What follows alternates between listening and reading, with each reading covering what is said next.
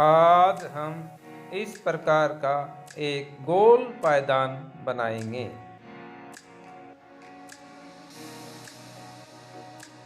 इस प्रकार से बनाते हैं।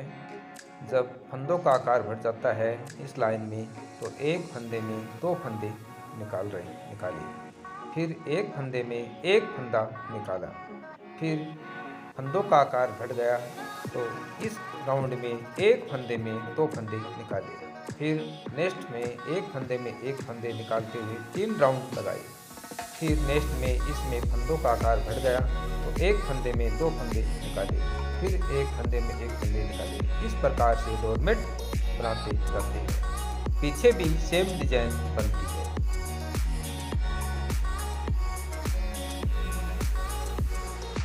आज हम 2 कलर की पट्टियाँ ली है। रेड ग्रीन कलर की पट्टी की चौड़ाई 6 इंच ली गई है और पिंक कलर की पट्टी की चौड़ाई 5 इंच ली गई है। दोनों पट्टियाँ साड़ी की दी गई है और दोनों पट्टियों की लंबाई साड़ी की लंबाई के अनुसार कैंची की सहायता से काट लेते हैं। दोनों पट्टियों के हिस्से को एक साथ में लेते हैं और सुई धागे की सहायता से सिलाई कर लेते हैं।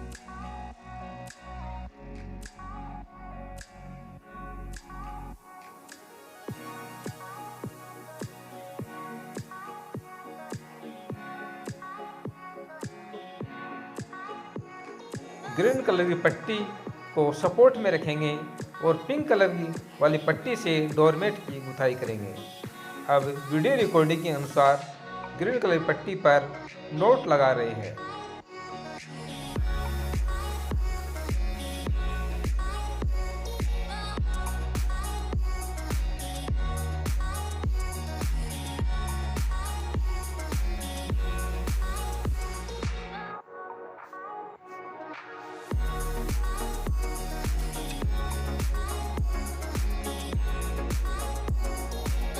लूप बनाते हुए नोट लगाना है वीडियो रिकॉर्डिंग के अनुसार।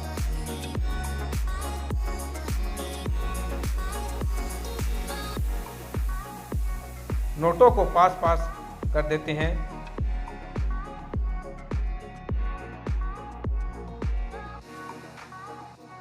इस प्रकार से 5 नोट लगा चुके हैं, 5 नोट लगा चुके हैं। अब रस्सी को गोलाई देते हैं। जो फर्स्ट नोट लगाई थी तो लूप बनी थी, उसके अंदर से सेफ्टी पिन की सहायता से सेफ्टी पिन उस लूप के अंदर से निकाल रहे हैं। फर्स्ट बार एक लूप के अंदर से एक ही बार साड़ी की पट्टी को निकाल रहे हैं। प्रत्येक में से इस राउंड में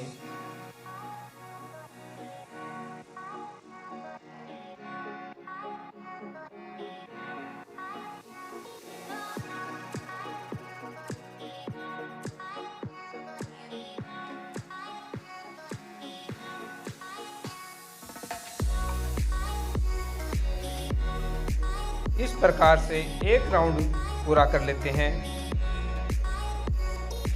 और पीछे भी सेम डिजाइन बनती है। फंदों का आकार बढ़ रहा है इस राउंड में।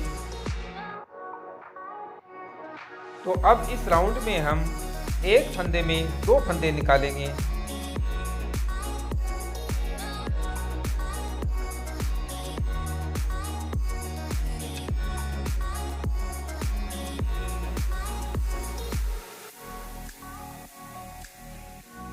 मैं आपको धीरे धीरे डोरमेट बनाते हुए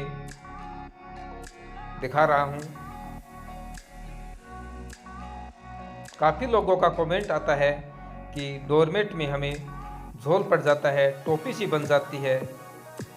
एक तो पूरा वीडियो आप देखते नहीं हो, पूरा वीडियो नहीं देखने पर यही कंडीशन होती है।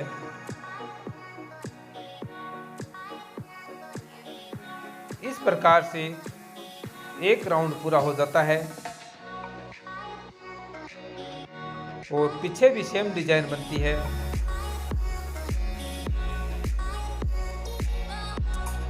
अब इस राउंड में एक फंदे में एक ही फंदा निकालेंगे।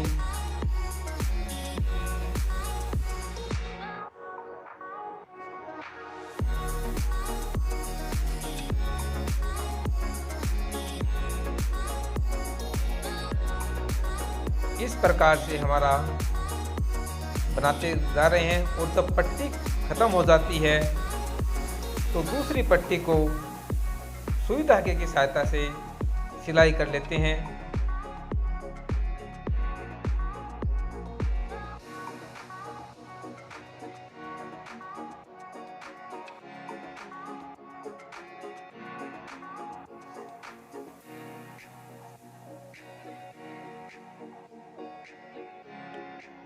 आप एक दो वीडियो भी पूरा देखेंगे सही दिमाग से तो आपको डोरमेट बनाना आ जाएगा। अब इस राउंड में हम एक फंदे में एक ही फंदा निकाल रहे हैं।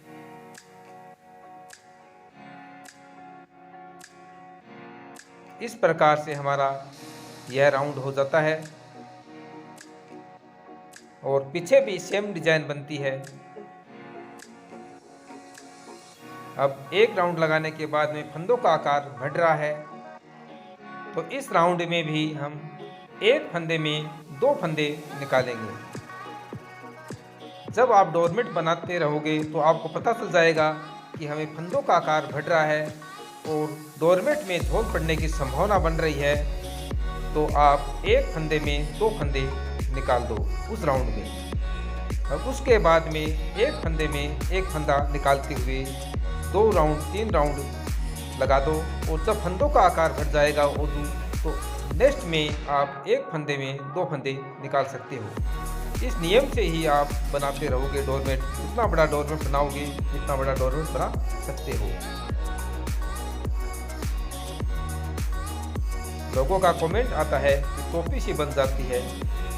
आप एक पूरा वीडियो नहीं देखते हो, उसी से टोपी बनती है वरना टोपी नहीं बनती है। इस प्रकार देखो किसी प्रकार का कोई झोल नहीं है। इस प्रकार से हमारा यह राउंड पूरा हो जाता है और पीछे भी सेम डिजाइन बनती है।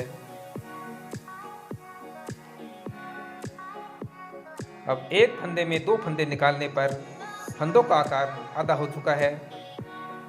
अब इस राउंड में एक फंदे में एक ही फंदा निकाल रहे हैं।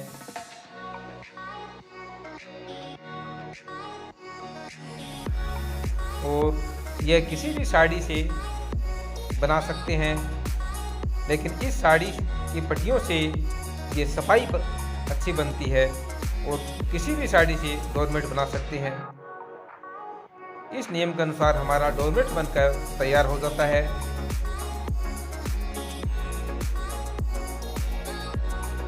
देखो यहाँ से शुरू किया था और यहाँ पर जब फंदों का आकार बढ़ गया है तो यहाँ से हम एक फंदे में दो फंदे निकाले थे। दो फंदे निकल रहे इस राउंड में। फिर एक फंदे में एक फंदा निकाला था। फिर फंदों का आकार बढ़ गया तो इस राउंड में देखना एक फंदे में दो फंदे निकाले थे। फिर नेक्स्ट में हम एक फंदे में एक फंदा निकालते हुए तीन राउंड लगाए थे और फिर इस फंदों का आकार बढ़ गया तो इस राउंड में एक फंदे में दो फंदा निकाले थे और फिर एक फंदे में एक फंदा निकाले थे। इस नियम के अनुसार हम डोरमेट जितना बड़ा बनाना चाहते हैं उतना बड़ा बना सकते हैं और पीछे भी सेम डिजाइन बनती है।